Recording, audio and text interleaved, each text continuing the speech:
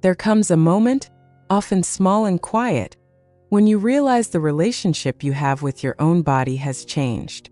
Maybe it's the way your knees ache after just a few steps, or how you find yourself catching your breath a little faster than before.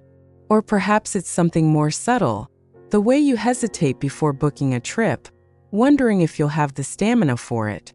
These moments may pass quickly, but they leave an imprint. They whisper a truth many women push aside. After 60, your health needs a new kind of attention, one where you are no longer a passenger, but the driver. And that means learning to ask the right questions before you leave your doctor's office. I'm Dr. Emily Hart, and for more than 15 years I've been helping women navigate the beautiful, challenging, and deeply important chapter of life after 60. Here we talk openly and without judgment about the changes in your body, the science behind them, and the practical steps that help you feel more in control. If you're new to this community, welcome. I'd love for you to subscribe and be part of these conversations. And tell me in the comments, where are you watching from? I'm always inspired to see how this circle of strong, informed women stretches across the world. Now let's walk through the 7 critical questions you should be asking your doctor, questions that can help you stay ahead of problems, make better decisions, and feel truly heard. The first question is about bone health, something that quietly shapes your independence. You'll want to ask, when should I have my next bone density scan, and what's my personal fracture risk? I think of Ellen, a 67-year-old patient who came to see me after breaking her wrist in a minor fall. She had no idea her bones had thinned so much. She'd never been told her last scan years ago showed early osteopenia. The truth is, after menopause, bone loss accelerates as estrogen levels drop, and without monitoring, you might not notice the change until an injury forces the conversation. Your bones are like the scaffolding of a building, invisible most of the time, but everything depends on them. A simple DEXA scan can reveal if that scaffolding is weakening. If your doctor says you don't need a scan yet, ask how they're calculating your fracture risk factors like family history, certain medications, and even your height loss over the years can shift the answer. The second question is about medications, because what worked well at 50 may not serve you at 70. Ask, can we review my medications for interactions and age-related side effects? I remember Maria, 72, who was taking 8 different prescriptions. She was feeling dizzy and fatigued, and assumed it was just aging, until we discovered 2 of her drugs were interacting, lowering her blood pressure too much. As our bodies age, we metabolize medications differently. The liver processes drugs more slowly, the kidneys clear them less efficiently, and the risk of side effects, from confusion to falls, goes up. Your doctor can perform what's called a medication reconciliation, making sure every pill is still necessary and safe for you now, not just when it was first prescribed. This single conversation has saved many of my patients from months, even years, of unnecessary symptoms. The third question is one that protects your heart. Literally. Ask, what's my real cardiovascular risk, and how can we track it over time? Heart disease remains the #1 cause of death for women over 60, yet the early signs often go unnoticed. Not all risk shows up in a basic cholesterol panel. I think of Janice, 65, who had perfect cholesterol numbers but still developed narrowing in her arteries. Why? Because inflammation, family history, and blood pressure told a different story. Your doctor can calculate your 10-year heart risk using more comprehensive tools. You might also ask whether advanced tests like calcium scoring make sense for you. And just as important, discuss what lifestyle changes or medications can meaningfully lower your risk, rather than relying on general advice.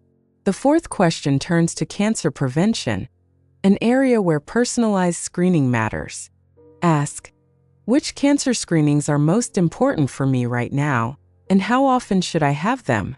Too often, women assume screening guidelines are one size fits all, but the right timing depends on your history. Take colorectal cancer screening. The general advice says to stop at 75, But if you've had polyps or a strong family history, you may need to continue. Or breast cancer.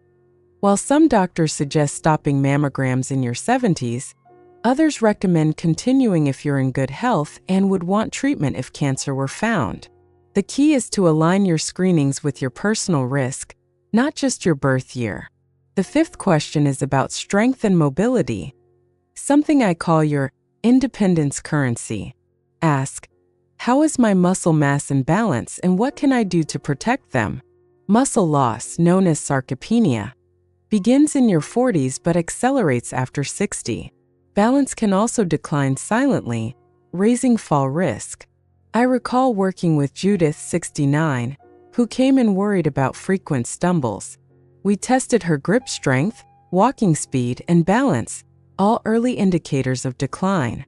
With targeted strength training and balance exercises, she regained her confidence in just months. This is one area where prevention pays huge dividends. The earlier you start, the more strength and stability you preserve. The sixth question is about energy, something so many women dismiss as just part of getting older. Ask, what could be causing my fatigue, and can we check for reversible issues? Fatigue has many possible roots: anemia, thyroid problems, low vitamin D or B12, sleep apnea, depression. I think of Ruth, 71, who felt exhausted every afternoon. Her labs revealed low B12 from years of taking a common heartburn medication that interferes with absorption. Once we treated it, her energy returned. Fatigue is not a character flaw or a life sentence. It's a signal worth investigating. You deserve more than a shrug, and that's normal for your age. The seventh and final question is about quality of life, the kind of question that goes beyond numbers on a chart. Ask, what can I do to maintain my independence and joy in the next 10 years? This is where the conversation can open to physical, emotional, and even social health. I remember Denise, 66, who came in worried about her risk of dementia. We discussed not just brain exercises, but hearing checks, blood pressure control, and staying socially connected, all proven to protect cognitive health. These are the moments when medicine feels less like a checklist and more like a partnership. Your doctor may suggest small, powerful steps: joining a walking group, learning a new skill, adjusting your sleep routine, all tailored to your life. Asking these 7 questions isn't about challenging your doctor. It's about joining them as an active partner. It's about making sure your care is shaped not just by your age, but by your unique body, history, and goals. Every question is an act of self-advocacy, a way of saying, I am here, I matter, and I want the best for my future. If this conversation has resonated with you, I'd love for you to give this video a like. It tells me these topics matter to you, and it helps this community grow. And please, share your own experiences in the comments. Have you ever asked a question in the doctor's office that truly changed your care? Your story might inspire another woman to speak up. Remember, you are not too old. You are not broken. And you are absolutely not alone. You have the right to understand your body, to have your concerns taken seriously, and to make informed choices about your health. These questions are just the beginning, a doorway into deeper, more meaningful care. If you found this helpful, subscribe to stay part of this growing circle of strong, informed women. And if someone you love needs to hear this, send this video their way. Take care of yourself. You're worth it. I'm Dr. Emily Hart, and I'll see you in the next one.